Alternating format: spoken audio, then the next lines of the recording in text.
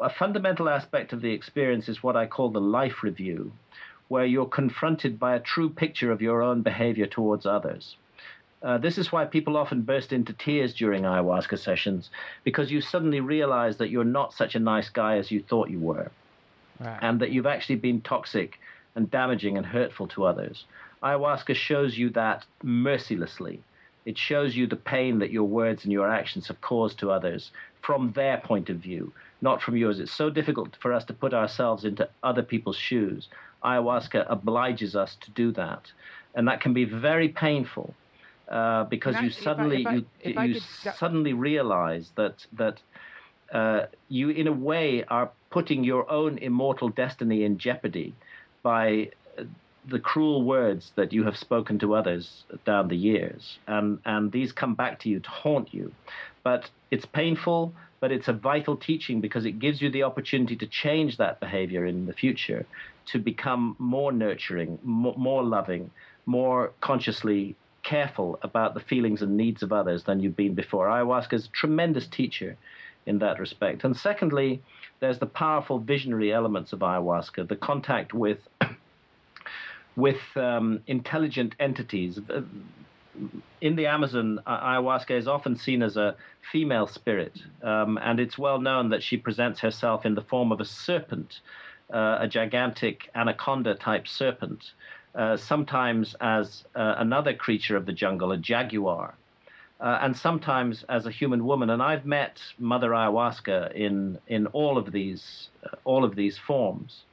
It's very common to see what are called therianthropes, creatures that are part animal and part human in form, and that communicate with you telepathically. All of them have lessons to teach you. And I've recently been sharing, because I think it's time to share this, and I'll share it with you and your listeners now. Something very extraordinary that has happened to me as a result of the 5 ayahuasca sessions I did in Brazil last year. You know, Duncan, when I met you and Joe, and we did Joe's podcast at the end of last September, I believe it was, I was about to get on a plane and fly to Brazil. I don't know if I told you that at the time. Yes, you and did. I was going down to Brazil to have 5 ayahuasca sessions.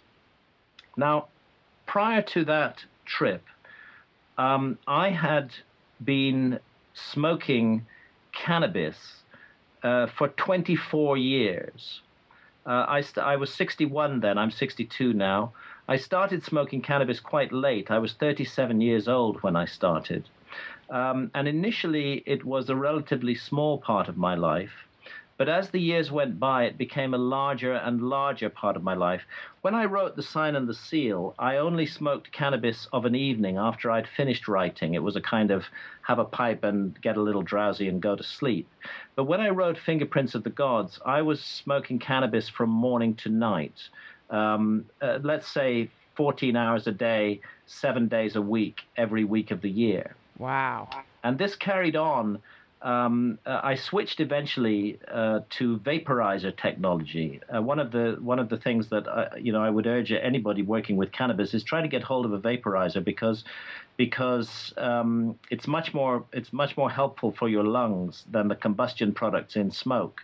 And again, if we lived in a rational society that really cared about the health of our citizens, we would make the benefits of vaporizer technology much more available. It's just much healthier. So last 5 years or so, I was using a vaporizer and smoking steam rather than smoke.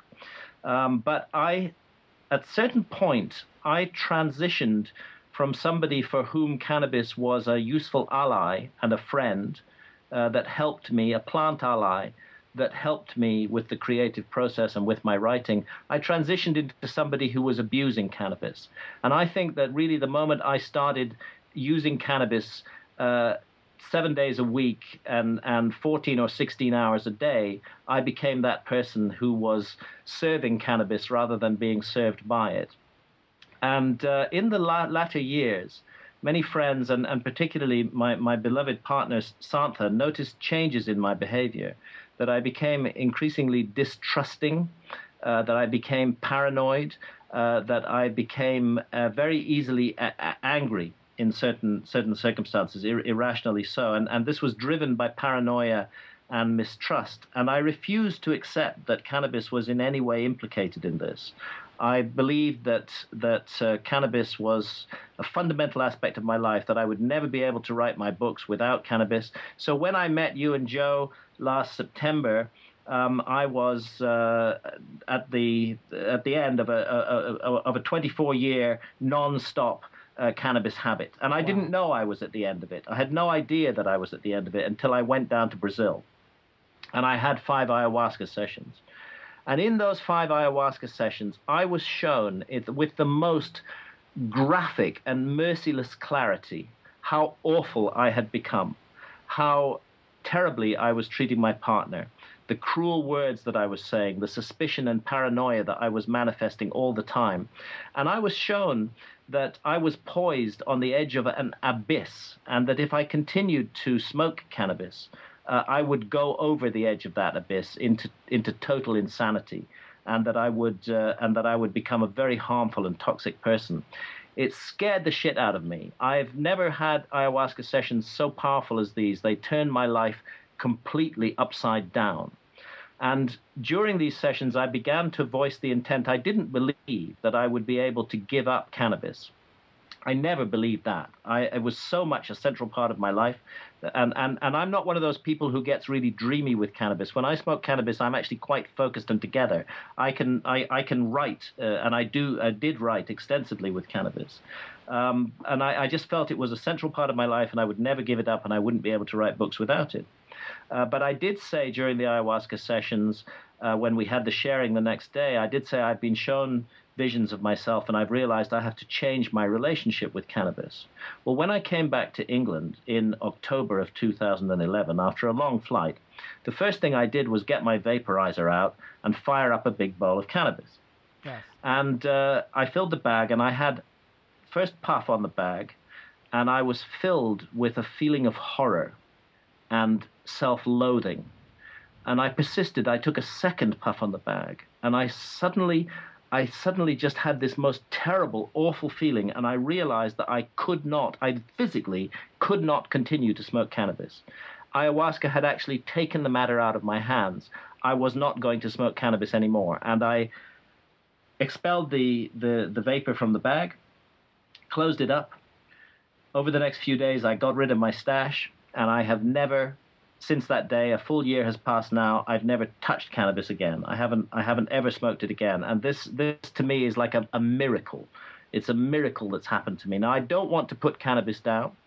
I recognize that it's an amazing plant ally, that it has amazing healing power, that it's incredibly helpful for many, many people, and it was incredibly helpful for me at one point in my life. But I had stepped over that line from responsible use into abuse of cannabis, and I needed to stop. I'd come to a point in my life where I absolutely needed to stop doing that, and ayahuasca did that for me.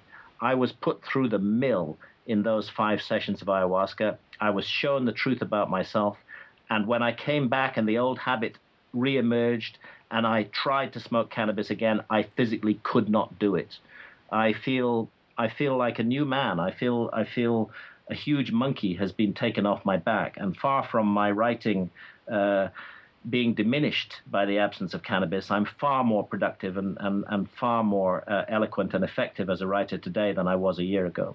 So it sounds like what ayahuasca does is it removes your ability to be in denial in a very intense way. Perfectly put.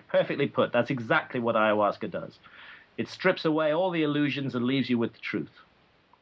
And that is why people compare it to death, because so much of who many of us are is just illusion and denial.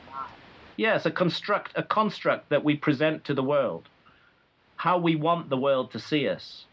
Ayahuasca shows us how we really are.